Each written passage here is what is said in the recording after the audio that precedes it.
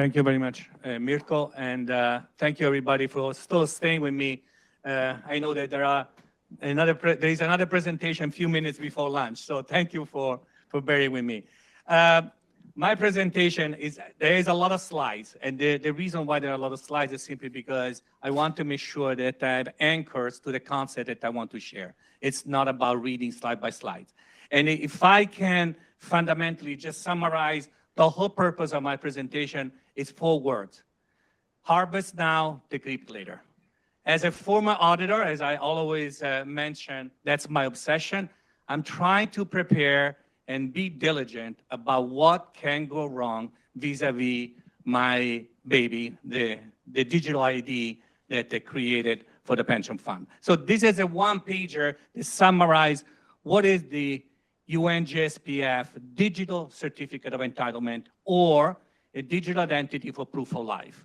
For those who were not here last year, I just created this one-pager to summarize everything. So who we are serving the entire UN system. The solution is for proof of life. It serves 72,000 retirees that reside in more than 190 countries. The model that inspired this solution is the self-sovereign identity and verifiable credential. The technology that we use, you heard this morning from Karen Ottoni, it used to be called Hyperledger, it's now called LF, Linux Foundation Decentralized Identity, but was fundamentally a permission private blockchain using biometrics, facial recognition, artificial intelligence, and global positioning system. I know that's a mouthful. The platform, again, it used to be called Hyperledger Indian areas. Now it's called LF, Decentralized Identity on the Indy.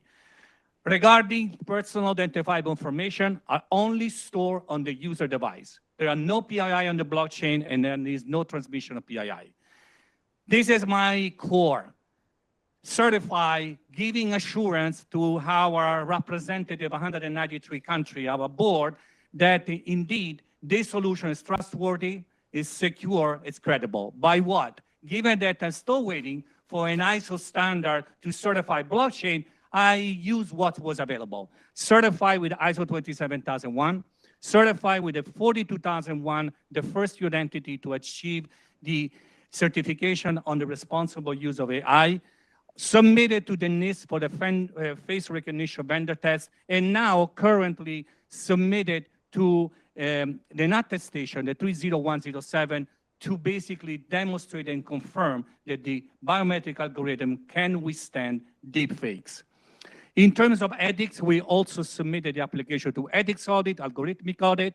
We got some important awards, first and foremost from our UN Secretary General on innovation sustainability, from the Government Blockchain Association on social impact, and also we were a case study of Gartner. Thanks to the British Blockchain Association that early this year invited me to present at their scientific conference, they prepared this for us. In one slide, they were able, with their creative design, to put everything. The challenge on the left side, the key technology, the security compliance, all this ISO certification, the impact and the benefit, the core feature, and the deployment of adoption. For those who are interested in receiving this, we will make definitely these slides available later on.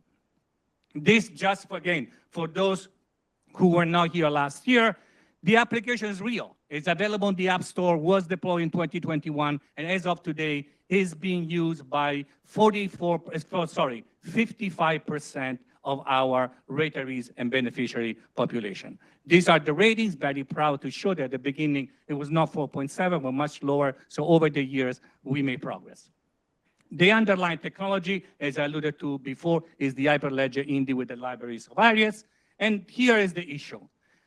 What kept me awake at night? This is the issue. The fact that although we have a distributed and purpose-built ledger for decentralized identity that allows peer-to-peer introduction, that relies on traditional cryptographic methods. And therefore, it's based on this backbone. Hence, the threat landscaping, post-quantum computing, the timeline concern, I'm not going to debate whether it's going to be 2020, 2030, 2035, whatever that may be, it will be coming. And what is the primary vulnerability? The RSA and the elliptic cryptographic curve that underpins the blockchain identity solution. Hence, the title of this very small presentation. This is the key. Harvest now, decrypt later. Basically, actors, and I'm not going to say who they may be, that start collecting the transaction, although cryptographically secure, with the intent, once the cryptography, the post-quantum computing cryptography becomes available, to decrypt the data. So what are the vulnerabilities? And here I started to drill down on my specific case.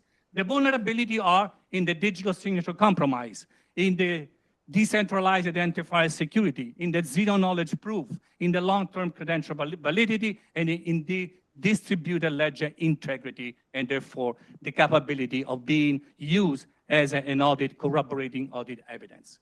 So again, go even further, start going more in the drilling down, the DID method updates, the credential signature schemes, the secure messaging, the ledger consensus, and the agent connection between the specific device where the edge agent is stored and it is then replicated on the blockchain itself. So as a former ISO auditor, first and foremost, I start looking at what is ISO offering to guide us in preparing, in apply their due diligence. ISO 15409 on the quantum key distribution, the NIST publication on the standards and guidelines that have been updated, technical white papers, research literature, and solution provider. So I went to the Linux Foundation. I went to the Hyperledger and said, hey, I'm your customer. I'm your client. You're open source. What are you doing? How can you help us?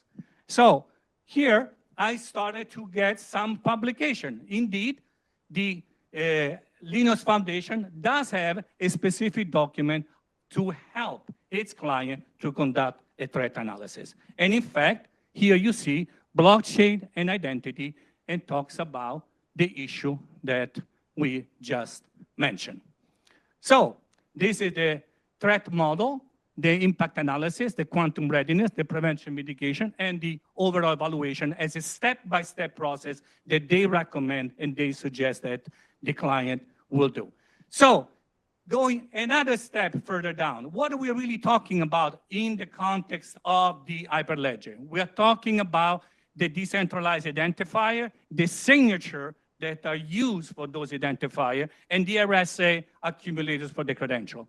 In the Aries library, we are talking about these specific protocols and the zero-knowledge proof, and then the vulnerability of the asymmetric encryption with this threat represented by the new quantum algorithm. So, in order to try to understand and to project the timeline of this issue, now, as I alluded to, this is the issue.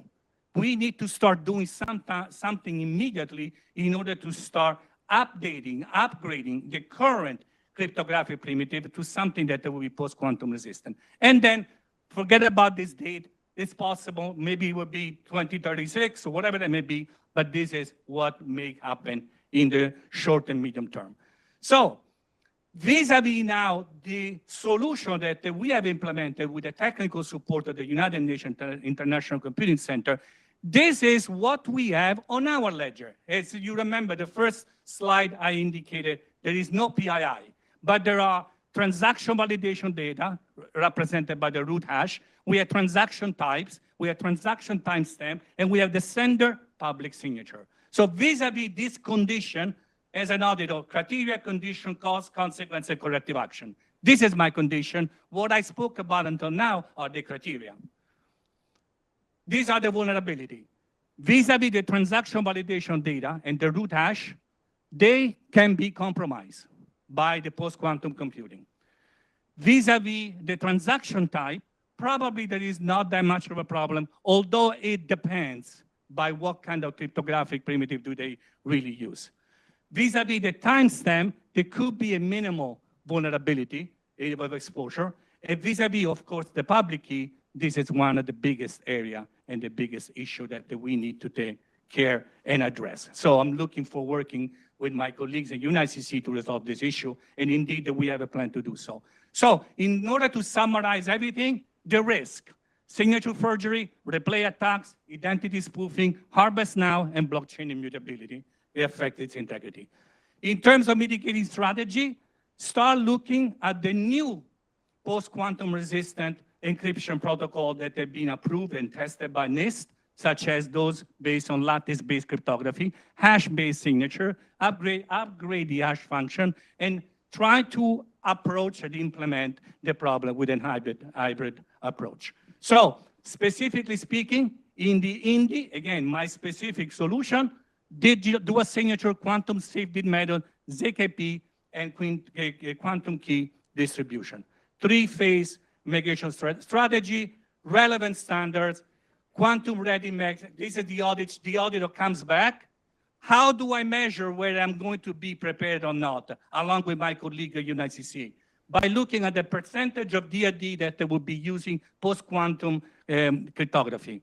How many resistance level I would be having the zero knowledge proof, key rotation frequency, and the penetration, the node to node for the key distribution quantum. I know that my time is up. I have more to say, but I just wanted to share at least this key element of what I'm doing. And of course, because I know that there are subject matter experts in this room, if you have better ideas, suggestions, recommendations, please feel free to share it with me. Thank you very much.